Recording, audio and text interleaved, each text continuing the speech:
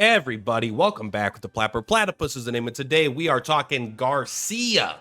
This is a legend that I feel like a lot of people don't talk about. I mean, we spoke about a little bit when she had the dual banner that came up, but other than that, I don't feel like she gets a lot of love, right? Everyone's always talking about Gloria, Simona, Cocoa. I mean, I don't know. Like, there's a few legends that come up, Beryl, Cole, come up 100 million times whenever you talk about things that are good. But Garcia never really comes up. And you know what? I'm here to say that that's wrong. Garcia is, if I'm going to be honest, I think in most situations, Garcia is probably worse than Cole. I will admit that. Cole is, they're very, even though they're both seekers, they are basically exact opposites, which is kind of really fun. They're exact opposites at doing their job, even though they do similar jobs, which is kind of interesting.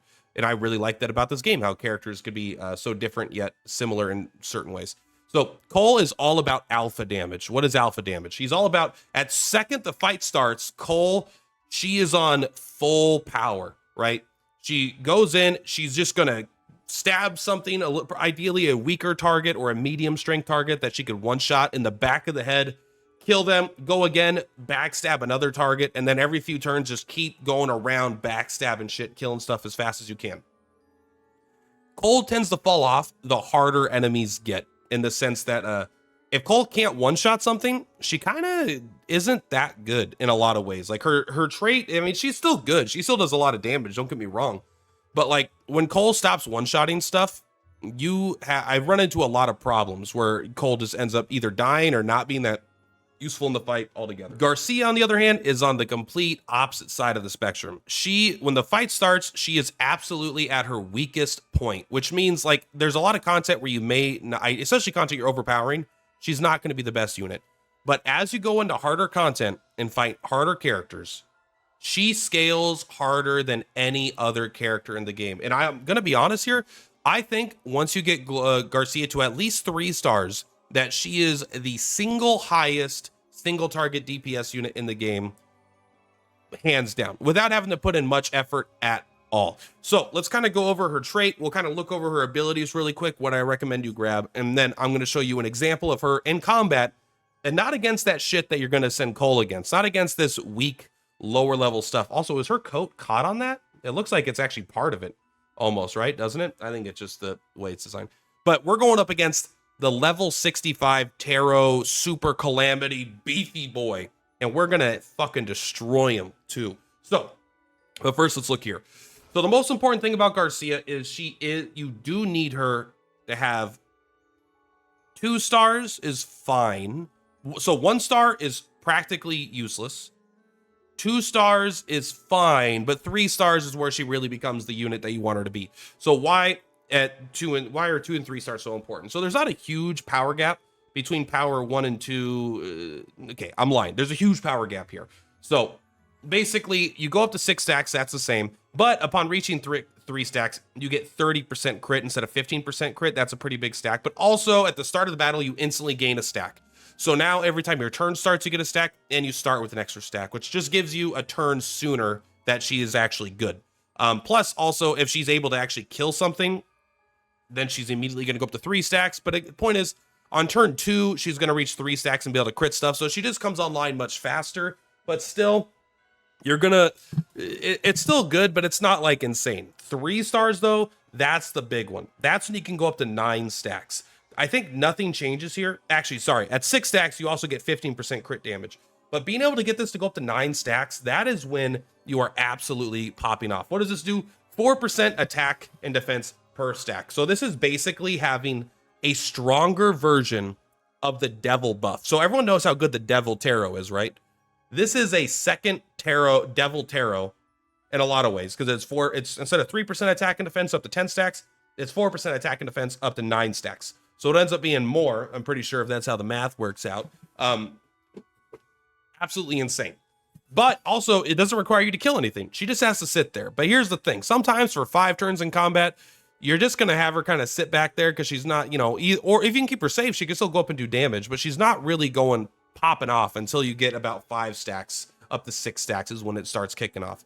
So you can go on past this, and you do get a lot of other benefits, but I think like this becomes whale territory. 3 stacks you can get, and like if you have 1 copy of her, you could get it in like 25 days, right? You need 20 shards for 2-star and then 60 shards. So that's 90 shards. 80 shards. 80 shards, you get 3 shards a day. You know, that's math. You can get her in about 20-ish days, 25 days, something like that, under a month. The effect is improved too. At the start of the turn, grants 1 stack up to 9 stacks. When reaching 3 stacks, get 30% crit. Nothing different yet. 30% crit damage, that gets better. And then she gains 2 stacks at the start of battle. Again, this is good. It's a power spike. Every one of her star levels is a pretty big power spike, but this is way less significant, in my opinion, than the 3-star. And then 4 stars, I mean, it just kind of, when having 9 stacks, you ignore their block and 40% of their defense, right? It's absolutely just kind of fucking nuts. Like this, ignoring passively 40% of the defense at 9 stacks, passively, and ignoring block, because she's a seeker. Seekers are very bad against guardians, right? So this will kind of help you just to kill guardians anyway, because you're ignoring their defense. You're overcoming that gap, basically. Yeah, so this is very good, but it's mostly that 40% ignoring of defense. But still, 3 stars is where we want to be. So what I think Garcia suffers from is that most of her skills kind of suck, honestly. But her best skill happens to be her signature skill, is single target attack that deals 120% damage. Well, that kind of sucks, yeah. But if you kill something, you gain a stack of rotation acceleration when defeating a target. I assume that's only with this ability. I actually haven't tested it out enough where I've been paying attention. I assume it's only when you use this skill, you gain rotation acceleration, and this isn't like a passive buff as part of just whenever you kill anything, right? So I'm assuming that's part of this. But once you get up to 6 stacks, now you get to 165% damage. Now that is not game-breakingly powerful, but with her stats, it actually is kind of game-breakingly powerful because of how high her damage numbers are. So let's take a look at her actual other skills here. So this is probably the best one. Lock on at the first level here. At the start of the turn, inflicts physical defense down 2 on an enemy with the highest physical attack within 6 tiles. This is kind of good because, I mean, physical defense down 2 is kind of nice. You don't get to target it necessarily. However, the highest physical attack might be the character you want to take down already anyway. But it's kind of awkward when there's like a boss and then a bunch of other units with the boss. You want to kill the ads before the boss, but this is always hitting the boss. That kind of is annoying. But if you're going up against things that are relatively similar power level, typically this is targeting what you want it to target anyway. A lot of times it's targeting breakers, which you have an advantage against anyway, so it's helping you execute breakers. It's a decent ability. I don't think it's like crazy, but I do like it. 6 tiles is a huge thing. If this was like 4 tiles, I would think it's kind of bad. 6 tiles is really far, so this is always hitting something. Battle Fever, you know, this is if you're having trouble dying. You could do it. It makes her way more tanky, but I have her come in so late into the fight anyway. This is like if you're going to use her early, you know, because later in the fight, most things are weeded out and you have like a kind of a system of defense going. But maybe this could be good. The hook is shot is good. The issue is she has her own version of the hook. However, I actually think this might be better than her own version of the hook, if I'm being completely honest with you, because this costs no energy and her hook costs fucking 3 energy. But she has this, I got the Taste of Blood here, recovers 30% HP, dispels 3 debuffs on herself, and gains Potential Burst lasting for 1 turn. Potential Burst is very good, gives you attack buff, gives you a defense buff. So again, it's kind of like a more of a survival ability, but if you live, this is actually pretty darn good. I don't use it that much, but I do really like this ability because, I mean, it just, Potential Burst is powerful. Instant speed, only 1 energy, you get in 20% bonus attack. You're topping off your own health. It's really, the dispelling 3 debuffs is really good because a lot of times you'll just inconsequentially at your turn somehow have like an attack down debuff.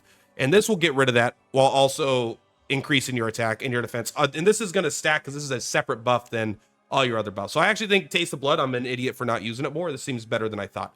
The ability that I use, yeah, we'll talk about it next. So reaction, she has one of the best reactions in the game that never goes off, but it is really good. But it's hard to remember it and then use it. She's basically a hanged man. If a target is dying after being attacked within 3 tiles of a cross shape, so she has to be able to throw her Beyblade basically at him. She is going to do a follow-up attack that deals 50% piercing damage of their lost HP. So if they're dying, they're below 30%. So they're missing like 70% of their HP. She's going to follow up with half of that 70, so 35%. When they're under 30% HP, she's going to follow up with an attack that deals 35% of their max HP. That obviously is going to basically just kill everybody. It's even stronger than the Hangman's Blessing, and it is assisted attack, so she doesn't have to be it, but you have to position her in a way where she's in a straight line from an enemy that you're going to plan on attack and not killing. So it's like a little hard to set up, but it's a very, very powerful ability when it actually works. I think it's probably more powerful than normal counterattack. Neither of these decrease damage you take, and this can sometimes just straight up kill something. So when there are no allies within 2 characters, attack and defense 8% and crits by 10%, I actually think this ability is better. Here's the thing. Spinning Blade I use. I've decided I think it's pretty bad, and I just don't like it. It sounds like my favorite ability in the game, and it just never fucking works. I really hope it gets a buff, and I know it never will, but I wish it does. So, instant speed, selects one enemy within a cross-shaped range around her and drags them to her side, dealing 70% damage and recovering 2 energy when it defeats a target. It sounds cool. There's a couple issues with it. It does 70% damage is not that much, bro. It's an instant speed, and it pulls someone near you, but it costs 3 energy, bro. That costs 3 energy, meaning you can't use this and her signature ability, which is what you want to do, unless you have all 5 of your energy. And then, so this is like never killing anybody, man. And so this is like killing really, really weak targets late into a fight after she's scaled up. And there's not that many really weak targets left. So maybe there's like certain fights with a bunch of ads. This could be good because it's instant, right? So if there's like a ton of ads everywhere, this ability, you theoretically could use it 5 times and go fucking bonkers, right? That's the idea, is you throw your Beyblade at someone and they have like, you know, they're dying, you know, you kill them, boom, you go up and find another character that's dying, or they're like a summon with low HP, boom, kill them, go up to find another dying, boom, kill them, because you're getting 2 energy back and it's an instant speed, so you can keep doing it and doing it and doing it. But 900 times out of 10, I just have this ability and it never feels good to use, because bosses, you can't really pull them, right? They're immune to it. It doesn't do that much damage. You're not killing people with it, and it's fucking expensive. It's 3 energy. I honestly think the hook shot is probably just better. I honestly think Taste the Blood is probably just better. This is sad because this is like one of my favorite looking abilities and it looks so cool, but I actually just think this ability tends to be pretty bad and I would probably not get it. I even think Lone Ranger is probably better because this doesn't care about at the start of your turn. This is just whenever you move away from your allies, you're suddenly going to get a boost. But again, I would still use Taste the Blood over that for sure. So this is where it gets good again.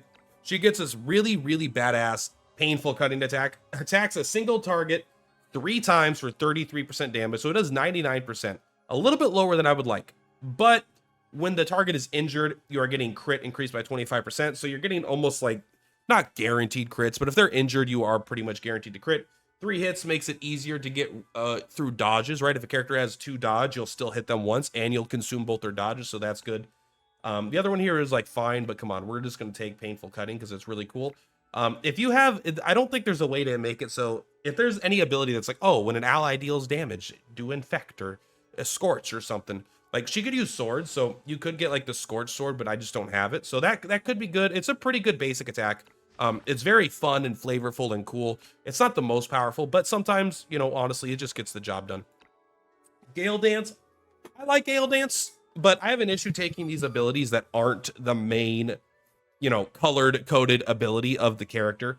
So you deal 75% AoE damage, which I don't think is enough damage within a 2-tile radius, but before attacking, you get crit too. So you're basically critting everybody. If you have Gale Dance, you're probably going to want to run something like Battle Fever because you're getting guaranteed crits. You're becoming way harder to kill.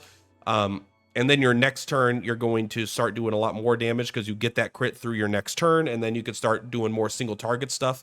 I think Gale Dance is really good, especially on Garcia. But Hidden Executioner is probably bad, but it's pink, all right? It's pink and purple, which I like. If there's no ally within 1 tile of the target before attacking, you inflict Isolate and Dodge. No dodge. So you become immune to aura effects. So that means leader auras and other like Garcia's or, you know, aura effects. They can't dodge you. The effect lasts for 2 turns. It can be activated up to 1 time per round. I actually think this ability kind of sucks. But I took it because I'm not going to not have all the pink abilities, honestly. So, like, that's why you'll see me if I have legend characters. You'll have all the pink abilities. But I will switch, like, this one also. But I would probably run this one. But I want to have all the colored abilities. And then I'll use Castalia for that. But honestly, I think Gale Dance is probably better. I think Battle Fever is probably, or Battle Fever or Hook or Lone Ranger or Taste of Blood are all going to be better than Spinning Blade. And that's probably more how I would build her. So I'd probably come over here. I would personally get rid of the Spinning Blade, put Taste of Blood, because Taste of Blood is really good. Potential Burst ain't no joke, bro. And I'd probably do that. So that's how I'm going to build Garcia from her ability standpoint. Now, really quick to go over her equipment. Best in slot is probably just the Newborn Blade, because it gives you survivability and a fuck ton of attack. Same thing, Crystal Burst Armor. She doesn't inherently have a defense from it. Like, I'm just using this because it's like my high attack numbers, right? If you want to go more into her build, just use the Coal stuff, right? Increase your crit by 15%. And then after using an ability, you gain a stack of Void, increasing your crit damage, can stack up to 6 times, blah, blah, blah, blah. This is pretty good. This becomes way better if you're able to use her Spinning Blade to kill a bunch of things, because now you just get a bunch of crit damage. But also, 15% crit is probably better on average. This is more damage if you're already critting. If you don't think you're going to hit that crit, then this is going to be more damage a lot of the times. But the crit damage is huge as well. And then here, probably the Maverick Cloak. There's no allies within 4 tiles. You get extra attack and defense and crit. This is all just good stuff. Is also really good on Nona Will. I'm actually thinking about it because she could go really, really deep and then just teleport back. I highly recommend the Devil, though. The Devil basically just doubles up on what she's good at. You could choose, honestly, Devil's one of the few tarots where having the secondary effect I don't even think is that much better, because this means it's fully charged after 5 kills, which is good, which makes it better for PvP and stuff. But also, just like, if you're fighting a lot of enemies and it's easy to kill 10 of them, like, Devil with just more stats is probably going to be better in a lot of situations as well. But the Devil works so well with her passive that that's exactly what I want to do. So this is how I built her. This is what we do. Now let's go into an example of her kicking ass. So, but let me do a quick summary here, because I don't know if I do it in I already recorded the other part of the video. She is the highest single target damage dealer, I think, in the game, beating out even like Nungal, other characters that are like snipers that are good at this thing. The damage numbers she puts out are absolutely insane, but you got to let her cook, man. Patience. It takes a long time.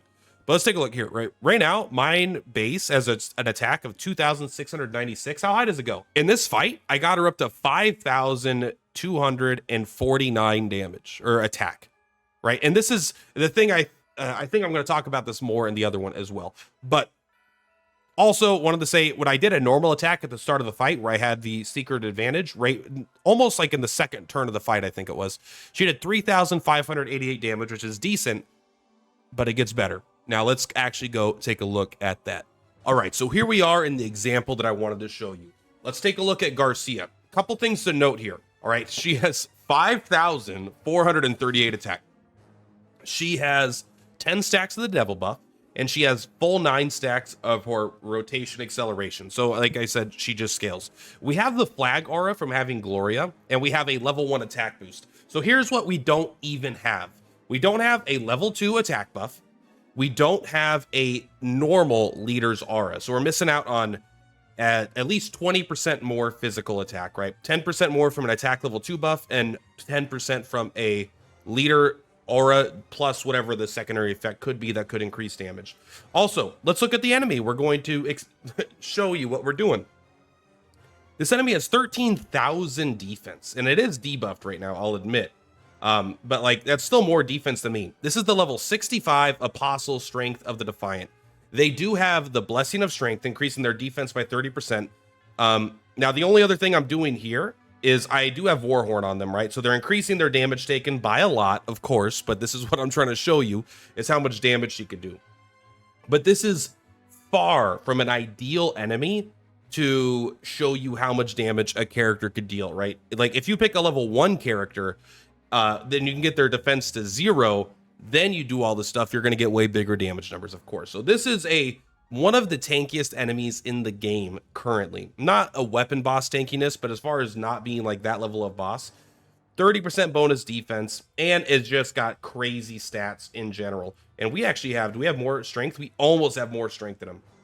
So now let's actually take a look at our damage here. Boom.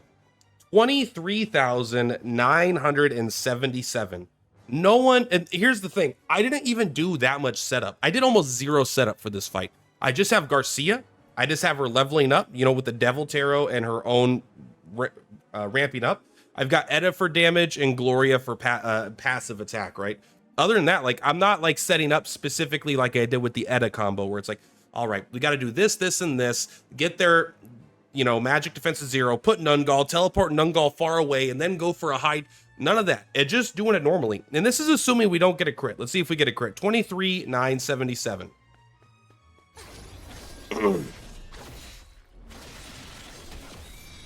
34,766 or something. 34,000 damage on this guy. Momo hits for 1,752. Now I'll admit this isn't her strength necessarily. Let's see if she can kill him with the infection stacks. No, but the point is, look at she breaks the threshold of what any other character could do. I mean, even my Gloria, I don't think does that much damage. Like if I do this will do enough to kill. So let's just do it so we can see how much damage it is to compare to like normal damage numbers.